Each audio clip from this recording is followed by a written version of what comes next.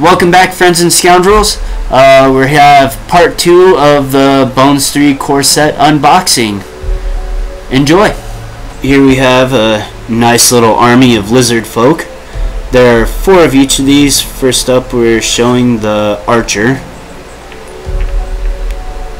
He's got a nice fun bow. We've got the spearmen stepping up to bat next.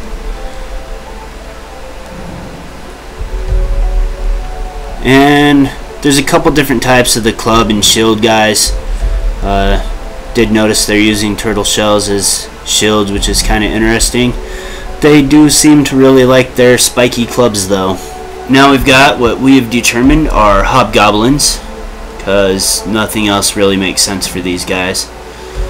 But that's nice. We've had hobgoblins a couple times in our games, and it'll be nice to actually have some now. Yay!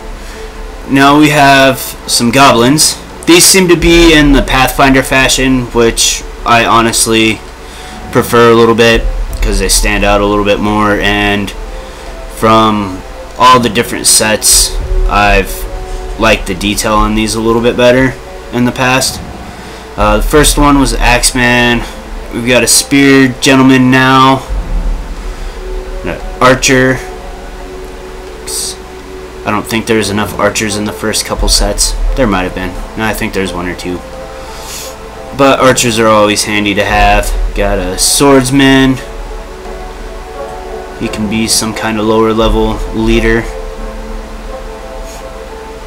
Alright, we got a guy with the shield and mace. Maces always do a fun bit of damage, at least in real life.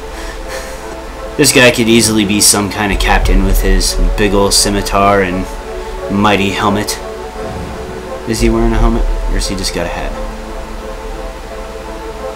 Right, we're going to take a look at the orcs now. A few new ones. A couple of these look like they're modified from previous scopes, but there's nothing wrong with that because it still makes them a little bit different. They're pretty fun though, and other than what I've been using as orcs, my Age of Sigmar Khorne army as orcs, these guys might work a little bit better. I don't know which direction I want to go now using orcs, if I want to just start collecting some more of these or continue with my Sigmar figures. Now we've got what could be villains or really intimidating player characters. Whichever way you want to go, these guys are going to be interesting. I had a hard time deciding between this guy, if he was a bad guy or just a really dedicated paladin or cleric, because he is definitely holding an undead head. And this is another one that caused a bit of conflict with me if she was good or bad. She does have a lot of Batwing stuff on her. So if she's any kind of paladin, probably most likely going to fall with some kind of demon figure. She could have originally gone with the spellcasters because I don't know where else she would fit. She does have a glaive and a sword, but she doesn't really have any armor at all, so it was really hard to place this one. And here we have the Viking. That was fun to see. Very easily transfer over to being a barbarian. The little bit of armor he does have could very easily be painted as leather to make it seem more plausible. But he'd be fun, and he would also make a nice antagonist.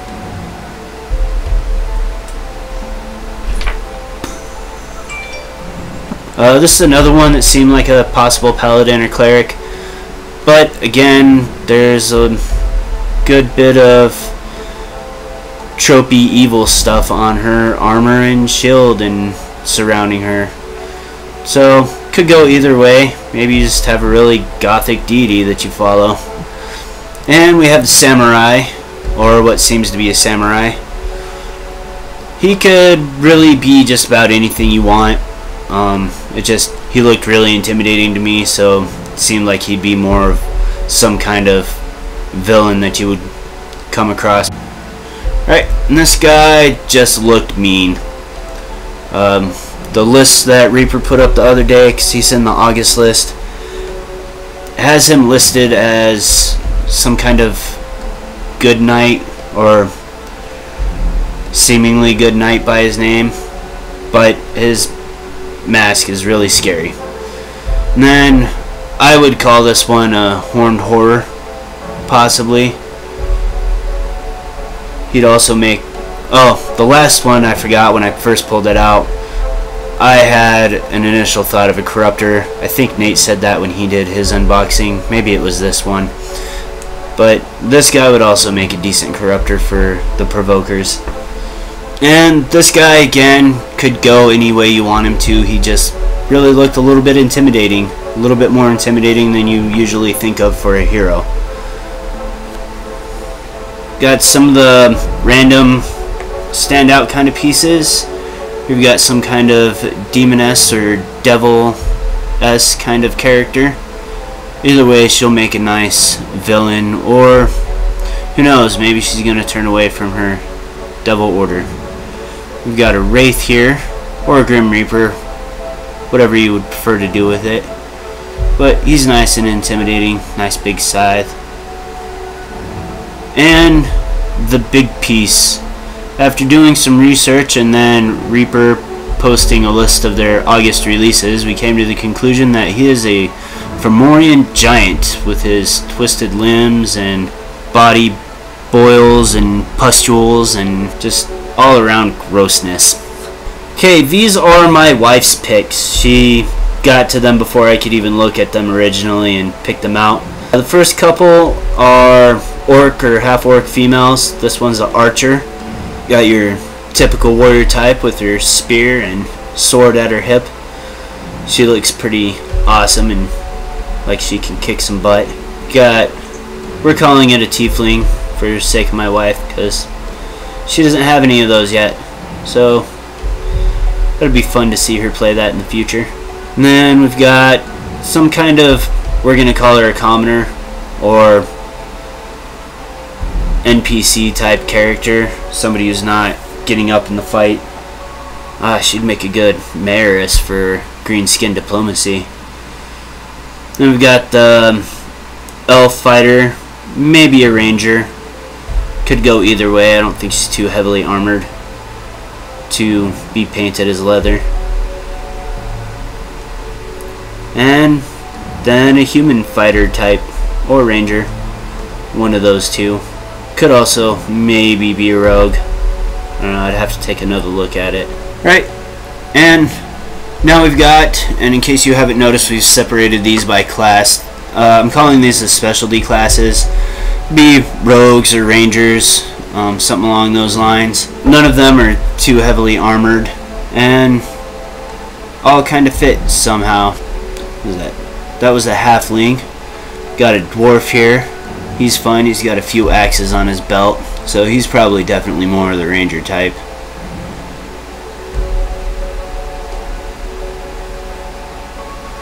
A human female, holding a, looks like a bow. It's probably more along the lines of a ranger, but rogues like to go long range too, because fighting's not fun and you can't hide as easy. And this one's got kind of pike or spike or spear or something. Could be a fighter, could be a ranger. Not a common weapon for a rogue, but doesn't mean you can't use it as a rogue. Another one, this one's a elf male. Definitely has a bow. I did notice him on the list of August releases. Sharpshooter or sniper, one of those two. And didn't really know what else to call this one, but he looks like some kind of weird sassy rogue. I know for a character I rolled up, he would be great for that. Another Star Wars based character, Mr. Bones from the Aftermath books. Right, here we have the monks. There's only a couple of those. This is a male. Gonna end up doing some modification to him using some of those parts we got with this. And then we got the female monk. Might find some place for her sometime in the future. I don't know. We'll see. Monks really aren't that popular of a class to play. Right, now we've got the fighter group. Definitely the most number of dwarves here. And there are a lot of dwarves in this set. This guy, he could also pass as maybe a paladin or a cleric. He doesn't have anything that stands out other than the Tyr or Mjolnir symbol on his shield. But overall, I think he's just a basic fighter. We got a female dwarf. I haven't personally seen a whole lot of those. Well, no, I have. I've done some looking, but they're not quite as common as the males. But she looks like fun. She could also pass as maybe an angry innkeeper. Everybody's getting a little out of hand.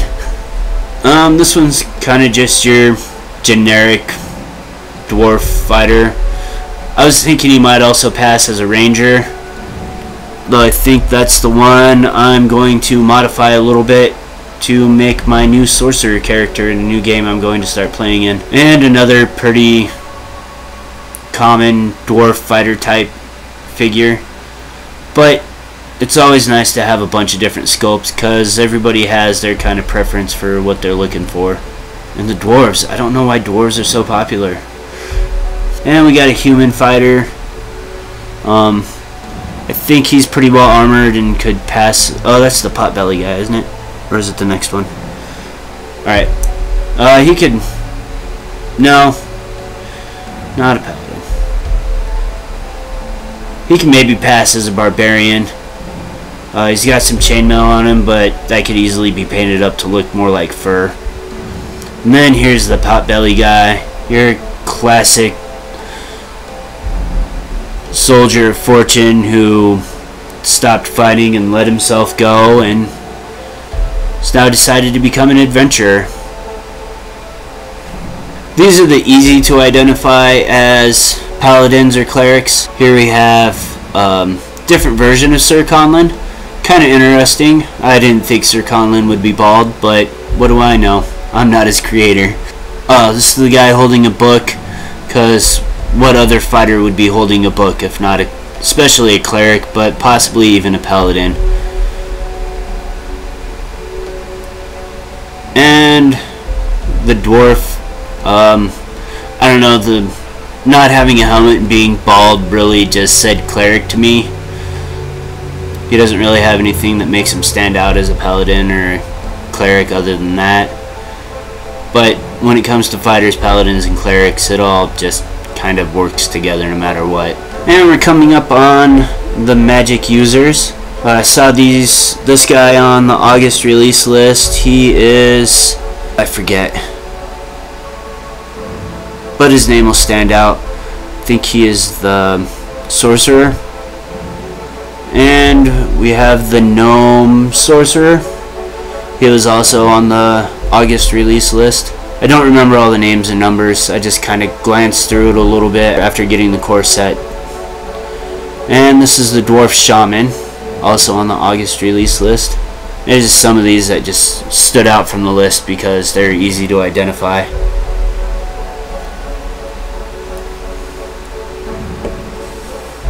And your typical human wizard. It's a nice young Gandalf, because this guy definitely looks a lot younger to me.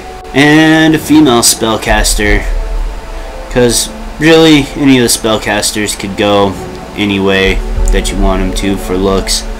It's just a matter of what you want. Well, that was the Reaper Bones 3 core set. Overall, I think it's a really good haul. There's a lot of stuff that I didn't have before that we've used that we had to substitute other things in. There's a lot of things that give me some ideas going into the future. And overall, for 150, maybe more, miniatures, some of them pretty decent sized. I don't think it was too bad for the cost. It was 190. After the Kickstarter, the original Kickstarter, I think they went for 150. So about $200 for 150 miniatures. That's not bad. A little over $1 a piece. Ran into the only problem I really have with Reaper, especially with their bones. There's a lot of times I wish they wouldn't glue the figures together, because they obviously do it in a hurry and you end up with a lot of gaps, and they're kind of going to happen anyways, but with me doing it I can control it and use a lot less of my gap filling material. So I hope you enjoyed it. Hope you enjoyed my ramblings about some of the figures. Sorry there wasn't a whole lot to say about some of them. Goblins are goblins and animals are animals. But that's all we have for right now. Come back later. We should be getting the dungeon crate soon, and we'll have that video for you. Like, comment, subscribe, share this around. Don't forget to turn on your notifications. Until next time, live to roll.